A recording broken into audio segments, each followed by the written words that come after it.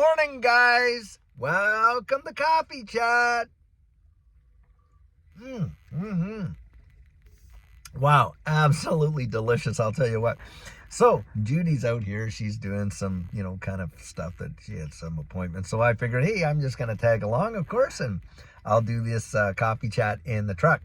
So, guys, I'm watching my comments in the comment section of the video last night, and boy, I'll tell you how short-sighted some people are. In fact, the last one I just read, this guy comes on and he says this. He says, $100 XRP, boy, that's irresponsible to preach that. That would mean the market cap of XRP would be greater than the total market cap of crypto, which, by the way, he's right on the fact that the market cap would be greater than the market cap of crypto.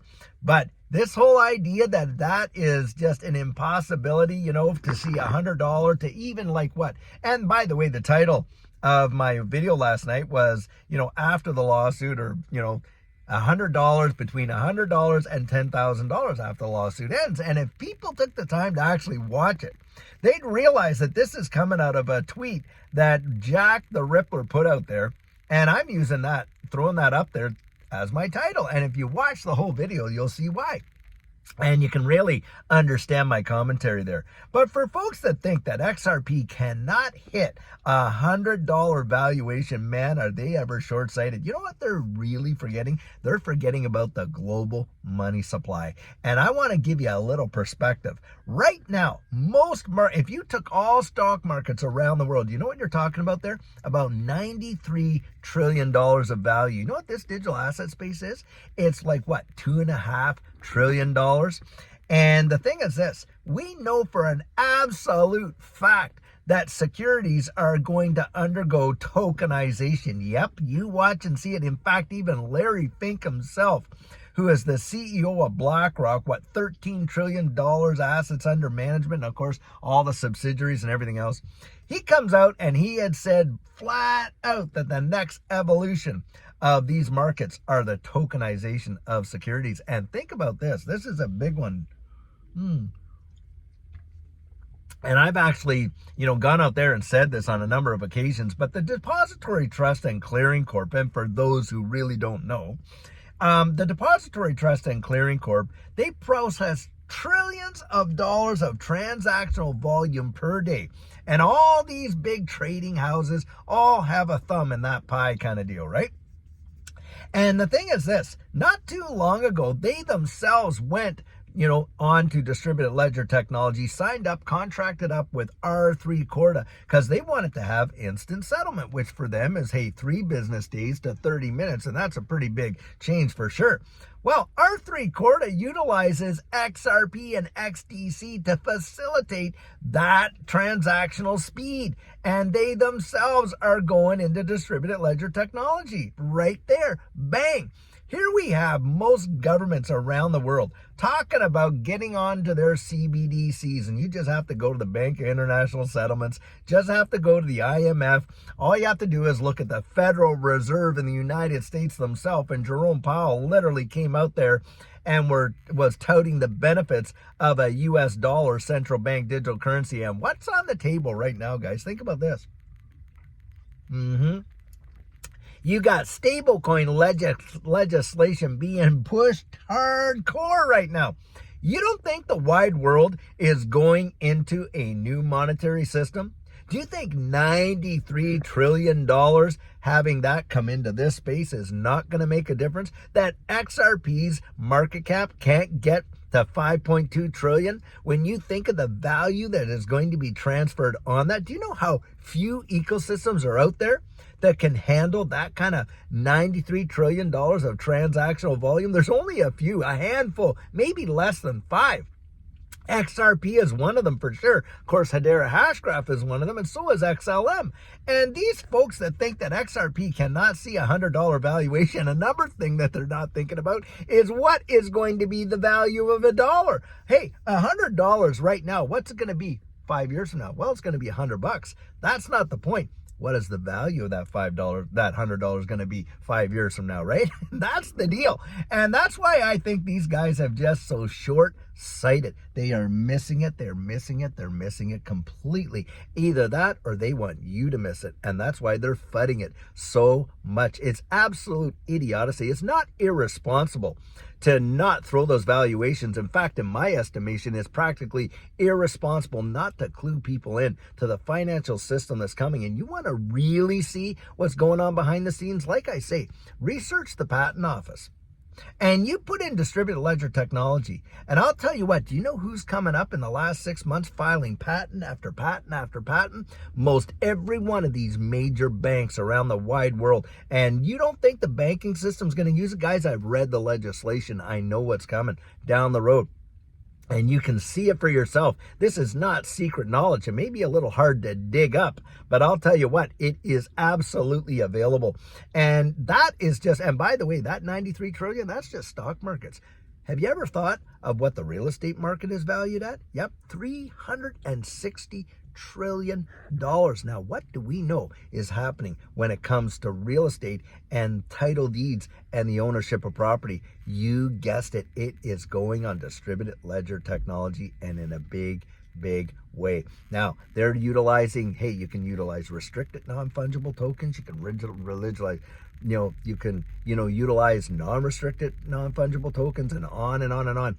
And it's to show the proof of ownership on the blockchain. But not only that, the tokenization of real world assets. Now, you got the DMCC right out of Dubai, along with others that are tokenizing gold. Have these people literally lost their ever-loving minds, or are they so entrenched into this past system that is dying? It's literally on its last breath. It's in intensive care, that they don't have the foresight to see what's coming down the road. And if you think that XRP, and by the way, other assets cannot touch numbers like that, a $5.2 trillion market cap, come on, guys, that is nothing. That is a drop in the bucket when you think of the derivative market. And oh, by the way, Ripple has been out there and approved as a derivative market maker. Did you know that? Yep. And they are out there doing it. I mean, it is truly amazing.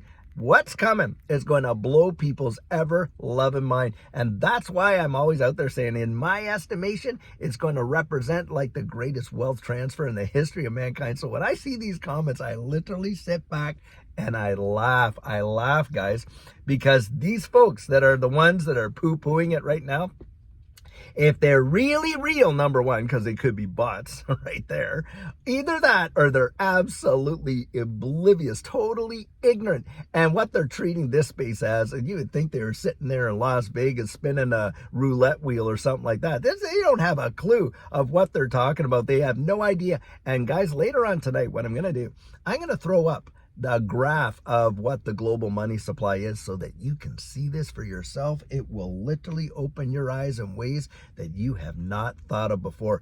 And go out there and really dig. I'm telling you what, the things that you will find out will literally send shivers up your spine. And you'll be thinking, how on earth did I absolutely have no idea? And from sources that are not this digital asset space. I'm talking, you read up on the IMF's website, you go to the Bank of International Settlements, you look at the European Central Bank, read some of the speeches that Christine Lagarde put out there, go to your own Federal Reserve, listen to what Jerome Powell is saying. Hey, you go out and you dig this stuff up, and I'm telling you what, guys, it will absolutely floor you when you see how long they have been building the infrastructure for this new digital assets, this digital economy and utilizing this digital asset space and distributed ledger technology to do it. Now, when you see these prices move in the billions upon billions upon billions a day, do you really believe that that's retail? That's you and I, all us little small fries in comparison, to what these big guys could do? Look, $1 million to these guys, that's not even worth waking up. I mean, 2 million, 5 million, 10 million, that is nothing. Do you think that they can't move it? Look at the government up there, just with a push of a few buttons, has literally just opened up the floodgates to $95 billion to pursue an agenda outside of these borders, that's for sure, and we all know. On top of that, look at the student loan, debt reduction and things like that. Guys, when you start thinking numbers, you got to start thinking numbers like they think. They think in the trillions, if not the quadrillions of what's coming, and they were absolutely moving us into it. So for these folks that think that XRP and some of these other ecosystems cannot reach trillions upon trillions of dollars of valuations, boy, are they ever short-sighted. I'll tell you what, wow. Wow, wow, wow. It is just truly phenomenal how steeped in the dark they really are, and how they think they're so wise. They're so wise, it's irresponsible to tell people that they should believe for a positive future. Oh no, we got to make them feel like, hey, they have no hope. Let's throw that out there, that kind of thing. Don't clue them in to what's going on, where you can literally get it in black and white. Right there, written right down, an absolute policy agenda. Now, I worked in the federal government in Canada for 25 years. I would interpret legislation and how it be applied when it came to tax enforcement and everything like that. I followed the breadcrumbs around the world, the money around the world, investigating international business corps and you name it and all that. And I'm telling you, I am not speaking from a position of no understanding or no knowledge or anything like that. Guys, you can find this information out. It is hidden in plain sight. It's just most folks don't get the narrative from the Fifth Estate. They're not going to come out and tell you that. You got to do your own digging. And when you find it, you say, well, why? If this is the way it is, how come they're not telling me? Exactly. Bingo. You nailed it right there. How come they're not telling you? Guys, they're telling all their buddies, all their friends. You think that these countries around the wide world that they're investing tens of millions in developing infrastructure for central bank digital currencies that they're never going to use? You really believe that? Wow. I'm telling you. And it's these kind of folks that come out and make these kind of statements. Look, guys, they're trying to throw as much FUD at it as they can. They cannot even accept it. And I'm telling you, they're going to be the ones with their hands in their pockets and their jaws on the floor when it really does happen. And they're going to think, well, yeah. And, I'm not going to, well, why didn't, you developed a pit. I'm going to tell you something right now. Guys, I was there when Bitcoin first came out. I was right there because between 2008 and 2011, I worked in the underground economy. And I would investigate a lot of these, businesses and stuff like that, and individuals that did not want to pay tax, and of course, a lot of nefarious stuff as well.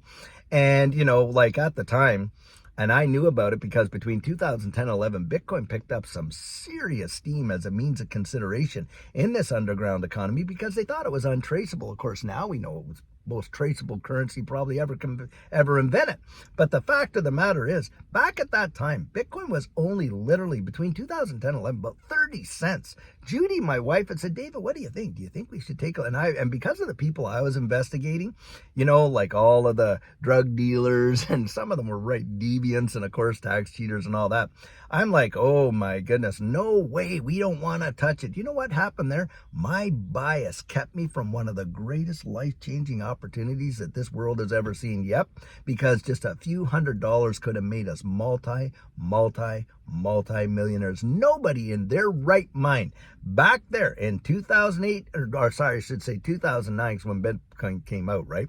But around that 2008, 9, 10, nobody in their right mind would have ever believed that Bitcoin would pierce $70,000, not on your life, for a digital asset that had no real world utility, that nobody had any clue about, and on and on and on. And yet now you got Fortune 500 gobbling it up like no tomorrow. You got BlackRock, you got MicroStrategy, you got all these. Nobody ever in their wildest imagination believed that. Now I'm going to throw something else out there that will really, kind of perk your interest. Do you realize back in 1975, the entirety of the New York Stock Exchange was not even worth $1 trillion? Do you think that they imagined for 10 seconds that within 20 years there would be a company that would come on the scene that one company alone would be worth more than every other company listed on the New York Stock Exchange. Do you think they ever thought that back in 1975? No, guys, they didn't. But by 1995 into the 2000s, what happened? You got it.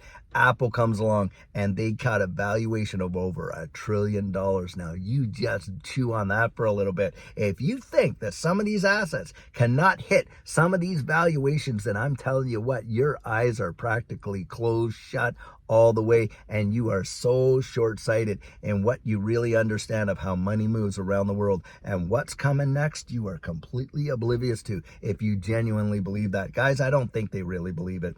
I just think they want to keep you and I in the absolute dark about it. That's what I really believe. So anyway, guys, I'll tell you what, later on today, we have an absolutely amazing video for you. And guys, like I say, get out there, really research it. Listen, hey, if I can talk you into it, someone else like these guys can talk you out of it. Come to your own conclusions and do what I say. Go out and research some of these organizations, read the white papers and that, and see what you find out. I think is going to open your eyes like you have never seen them open before. At least that's my opinion. Well, guys, till later on when we have an absolutely amazing video for you, have a great one and take care.